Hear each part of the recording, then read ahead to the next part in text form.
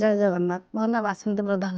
ମୋର ଘର ବ୍ରହ୍ମଗିରି ବ୍ଲକ ପୁରୀ। ମୋର ଏମିତି କିଛି ଥର ଝାଡ଼ାରେ ବ୍ଲଡ଼ ନାଳ ପଇଲା ମିଶିକିରି ମୁଁ ସେ ପୁରୀରେ ଟେଷ୍ଟ କଲି। ଟେଷ୍ଟ କରିବାରେ ସେ କହିଲେ ଯେ ତୁ ଭୁବନେଶ୍ୱର ପଳା, କ୍ୟାନ୍ସର ଜଣା ପଡୁଛି ବୋଲି ସେ ପର୍ଟିକୁଲାର କହିଲେନି। ସେଠୁ ଆସିବାରେ ସୁନିଲ ସାରଙ୍କ ସହିତ ଭେଟ ହେଲା। ସେ ସାର୍ ସେଠୁ ସବୁ ଟେଷ୍ଟ କରିବାରେ କହିଲେ ଯେ କ୍ୟାନ୍ସର ଶୁଣିବା ପରେ ଆଉ ଏମିତି ଆଉ ସଂସାର ସରିଗଲା ମୋର। ଛୋଟ ଛୋଟ ପିଲା ଗୁରାକ ସେ ଯୋଉଠିକି ଭାଙ୍ଗି ପଇଲି।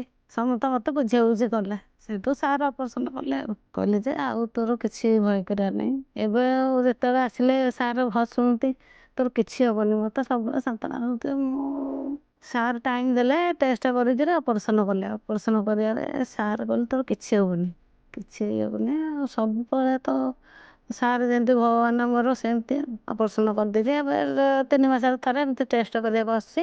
ଏବେ ପୁରା ଭଲ ଲାଗୁଛି। ଆଉ ଯାହା ହବ ଠାକୁରଙ୍କ ଭରସା ଆଉ। ମୁଁ ଆଉ ବଞ୍ଚିଗଲି ମୋର ଆଉ ଭରସା ନଥିଲା। ଏବେ ପୁରା ଫିଲ୍ ଲାଗୁଛି, ଭଲ ଲାଗୁଛି। ପିଲାମାନଙ୍କ ସାଙ୍ଗରେ ଖୁସିରେ ଅଛି। ଆଉ ସୁନିଲ ସାରଙ୍କୁ ତ ଭଗବାନ ମୋର ସେ ଆଉ ମୋ ପିଲାମାନଙ୍କ ସାଙ୍ଗରେ ଅଛି। ନୂଆ ଜୀବନ ପାଇଲା ଭଳିଆ ମତେ ଲାଗୁଛି ଆଉ।